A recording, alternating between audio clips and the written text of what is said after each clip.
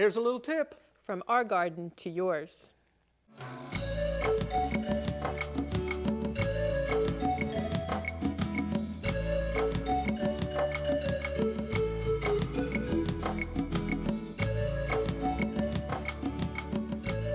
Have you ever been involved in 4-H? You might notice that during most of our programs, we have youth here, very young kids who are involved in 4-H, but today we're doing something different. Not that we have a lot older person, but we have an alumni, Allison Verheyden. Allison, thank you for being with us today. You're welcome. Yeah. Now, you're an alumni, and that means that you've been through the 4-H program, so you have to be alumni, how old do you have to be?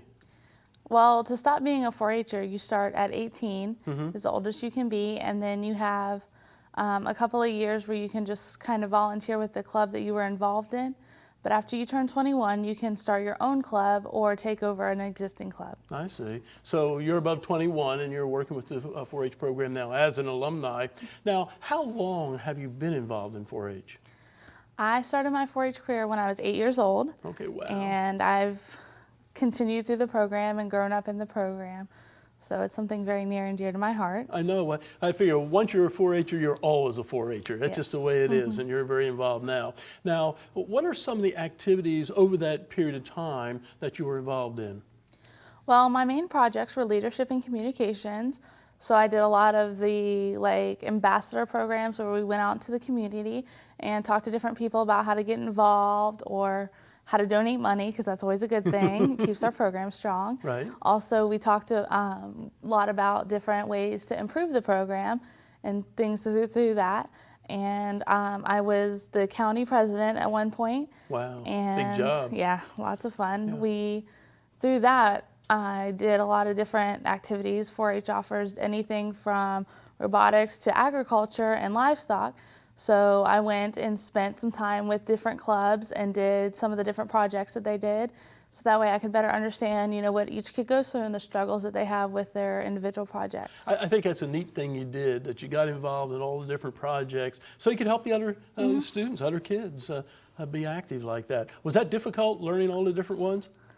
The most difficult thing for me was the livestock part of it because it's something I'd never done before, and they kind of threw me in with some of the kids getting ready for the fair and the big, 500 or 600 pound steer, and I had to, jump in and pick up the slack and learn real fast what they do.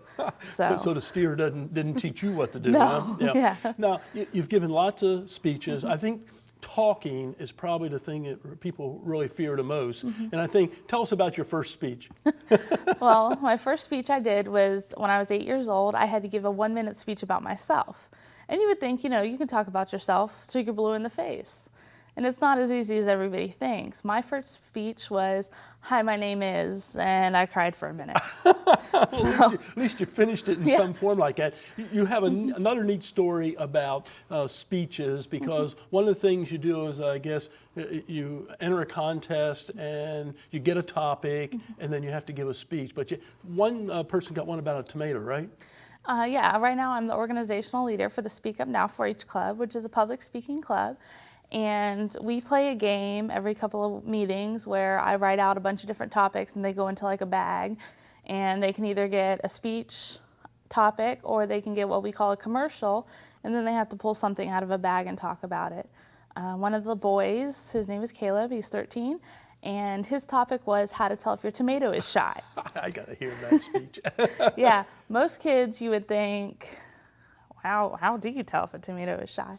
But he took his 5 minutes and carried on about how a tomato is shy and went into, the way the tomato thinks, to the way the tomato makes friends. Wow. And I was convinced by the time he was done that I needed to go home and check out my tomatoes to find out if they're shy. We're about out of time, but if somebody wants to get involved with the alumni, what do? Call the office, things like that? The best way they can get involved is to call their local 4-H office, and the 4-H agent can give them different topics, or they can tell the 4-H agent what they're interested in, and they can match them up with the club. Good. Thank you, Allison. Appreciate it. We're out of time. That's fine. As normal, and I appreciate it very much. So if you're an alumni and you want to get involved again, get back into the system, give the Extension office a call, and you can have a lot of this fun too, just like Allison.